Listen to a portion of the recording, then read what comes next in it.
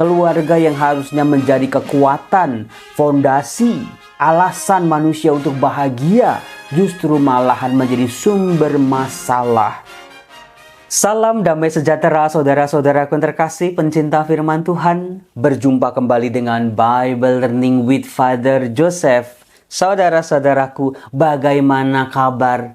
Nanti dulu, saya nggak mau hanya menanyakan bagaimana kabar Anda. Yang saya mau tanyakan juga adalah bagaimana kabar keluarga Anda. Wah, puji Tuhan. Dari sini saya melihat, wah baik-baik Romo, puji Tuhan. Penuh berkat Romo, berkatnya terasa Romo. Masih ada kehangatan, masih ada komunikasi yang baik Romo. Amin, puji Tuhan. Tapi dari sini juga saya melihat ada yang goleng-goleng, ada yang langsung nunduk, ada yang langsung mukanya muram. Romo, keluarga saya sedang tidak baik-baik saja. Lagi dilanda prahara besar. Lagi harus menghadapi cobaan yang berat ini Romo. Saudara-saudaraku yang terkasih, apakah Anda tahu? Kekuatan pertama yang diberikan Allah ketika menciptakan manusia adalah keluarga. Adam, Hawa, lalu mereka diberi kesempatan oleh Allah, rahmat oleh Allah untuk memenuhi muka bumi ini dengan keturunan-keturunan mereka. Dan itu boleh bisa terjadi kalau ada keluarga. Jadi saudara-saudara, keluarga adalah sebuah kekuatan. Keluarga adalah sesuatu yang sangat penting dan sangat berharga. Makanya ada lagunya bukan? Harta yang paling berharga adalah keluarga. Nggak ada lagunya, harta yang paling berharga adalah logam mulia. Nggak ada. Harta yang paling berharga adalah apartemen. Nggak ada juga. Harta yang paling berharga adalah tas Louis Vuitton. Itu juga nggak ada. Harta yang paling berharga adalah keluarga. Inilah kekuatan dari Allah. Tapi sayang seribu sayang saudara-saudara, keluarga yang harusnya menjadi kekuatan, fondasi, alasan manusia untuk bahagia, penyebab manusia untuk menemukan kebahagiaan, justru malahan menjadi sumber masalah yang membuat manusia hidupnya jadi tidak bahagia. Maka dari itu saudara-saudaraku, kalau keluarga Anda masih ada kehangatan, masih ada komunikasi, masih ada cinta yang nyata, pertahankan kebahagiaan itu. Jangan biarkan cepat berlalu. Tapi kalau sedang ada masalah, yuk kita cari solusinya bareng-bareng. Apa yang harus diperbaiki? Mana yang harus pertama kali diperbaiki dulu? Mana dan siapa yang harus dirubah dulu? Saudara-saudara terkasih, jangan biarkan senjata dari Allah ini malah menyakiti kita. Karena kita punya konsep yang salah tentang hidup berkeluarga. Saudara-saudaraku yang terkasih, saya mau analogikan dengan bacang. Kemarin kan makan bacang ya. Siapa yang ikut makan bacang? Kalau saya tanya kepada Anda, bacang ini mana yang paling penting dari sebuah bacang? Yang membuat bacang jadi ada gitu apa? Coba. Wah Romo ya pasti beras Romo atau ketan. Kalau bacang nggak pakai beras atau ketan ya mau jadi apa? Apalagi, wah daging lah Romo di dalamnya. Atau ada kacang-kacangan di situ, atau ada jamurnya, atau ada telurnya. Ya Romo, yang penting juga adalah bungkusnya lah Romo. Daun apa nih? Daun bambu ya? Atau apa? Yang paling penting ya itu Romo, yang tali warna merah itu untuk mengikatnya. Saudara-saudara yang terkasih, orang bisa ribut mana yang paling penting dari sebuah bacang. Sampai-sampai orang lupa siapa yang bikin bacang ini. Itu juga penting. Nah, saudara-saudara yang terkasih, seperti itulah keluarga. Ada isinya, ada pembungkusnya, ada pengikatnya sebagai pemersatu. Tetapi saudara-saudara, kalau bacang enggak direbus atau enggak dimasak, dia bukanlah bacang. Maka seperti bacang perlu direbus, dipanasin. Demikian juga keluarga butuh proses pematangan, butuh proses pendewasaan sehingga bisa dinikmati. Nah, saudara-saudara yang terkasih, gambaran yang sama juga kita temukan dalam bacaan pertama hari ini, yaitu dari surat kedua Santo Paulus kepada jemaat di Korintus, bab 11 ayat 18 sampai 30. Ketika saya baca waktu mempersiapkan khotbah, kok tumben ya Paulus ngomong kayak begini? Kok tumben ya Paulus gaya bicaranya seperti ini? Ada apa? Bisa jadi Paulus kesel, sedang jengkel. Karena apa? Jemaat di Korintus yang sudah dia bina, yang sudah dia pupuk, yang sudah dia bangun dengan kesabaran yang luar biasa, dengan jerih payah yang tidak sederhana, ternyata jatuh lagi. Ketika mereka sudah hebat, mereka sudah mengenal Kristus dan jalan-jalannya, jatuh lagi pada yang namanya adu saing-saingan. Siapa yang terhebat, siapa yang paling berkorban, siapa yang paling berpengaruh, siapa yang paling. Saudara-saudara, jemaat di Korintus waktu itu yang sudah hebat malah jatuh pada adu kehebatan.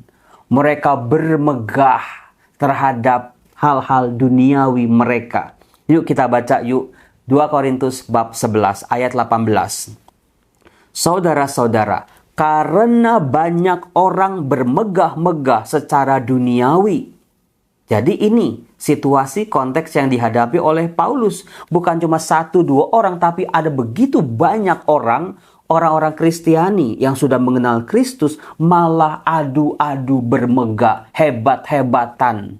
Maka Paulus mengatakan, aku pun mau bermegah. Nah, ini yang membuat seorang Romo Yosef, waduh, Paulus kayaknya kepancing nih sama situasi. Orang lain bermegah, kenapa dia ikut-ikutan bermegah juga?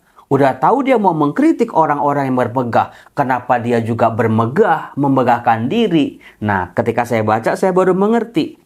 Jika orang lain berani membanggakan sesuatu, maka aku pun seperti orang bodoh kukatakan, berani juga bermegah. Mereka orang Ibrani, aku juga. Mereka orang Israel, aku juga. Mereka keturunan Abraham, aku juga. Mereka pelayan Kristus, aku berkata seperti orang gila, aku lebih lagi. Aku lebih banyak berjerih payah, lebih sering di dalam penjara, didera di luar batas, kerap kali dalam bahaya maut. Makin saya baca, makin kesini kok makin ini Paulus. Apa bedanya Paulus dengan orang-orang yang mau dia luruskan, yang mau dia kritik? Dilanjutkan, 5 kali aku disesah orang Yahudi. Setiap kali 40 kurang 1 pukulan. 3 kali aku didera. 1 kali aku dilempari dengan batu. 3 kali mengalami karam kapal. Sehari semalam aku terkatung-katung di tengah laut. Dalam perjalananku, aku sering diancam bahaya banjir dan bahaya penyamun. Bahaya dari pihak orang-orang Yahudi dan dari pihak orang-orang bukan Yahudi. Bahaya di kota, bahaya di padang gurun, bahaya di tengah laut, dan bahaya dari pihak-pihak saudara-saudara palsu. Aku banyak berjerih payah dan bekerja berat. Kerap kali aku tidak tidur, aku lapar dan haus. Kerap kali aku berpuasa, kedinginan dan tanpa pakaian. Saudara-saudaraku, luar biasa. Dari suratnya ini kita bisa tahu ternyata hidup seorang Paulus sebagai pewarta itu luar biasa. Bukan cuma kayak orang pelesir-pelesir jalan-jalan di Eropa Barat atau di Eropa Timur gitu. Lihat situs-situs, lihat pemandangan-pemandangan bagus. Tetapi yang dijalani oleh Paulus dalam mewartakan kabar sukacita Injil, jerih payahnya gak bisa dibandingkan dengan yang lain-lain. Maka Paulus mengatakan, kalau kamu mau adu bermegah-megah sama aku bisa punya alasan jauh lebih bermegah daripada kamu. Dilanjutkan, di samping banyak hal lain lagi yang tidak disebutkan, artinya selain yang tadi itu masih banyak lagi hal alasan Paulus untuk mencari kemegahan-kemegahan. Masih ada urusanku sehari-hari, yaitu memelihara semua jemaat. Jika ada orang yang merasa lemah, tidakkah aku turut merasa lemah? Jika ada orang tersandung, tidakkah hatiku hancur oleh duka cita? Ini bedanya saudara-saudara. Jadi, Yang dilakukan oleh Paulus adalah sebetulnya gaya bahasa atau gaya perdebatan orang-orang Yunani, yaitu menggunakan senjata lawan bicara untuk menyerang balik. Kalau mereka mau bermegah, aku juga bisa, maksudnya begitu. Paulus menggunakan senjata yang digunakan oleh lawan-lawan bicaranya untuk menyerang mereka balik dalam hal kemegahan diri. Kalau kamu bermegah-megah, merasa paling berjasa, paling ini, paling itu, aku juga bisa.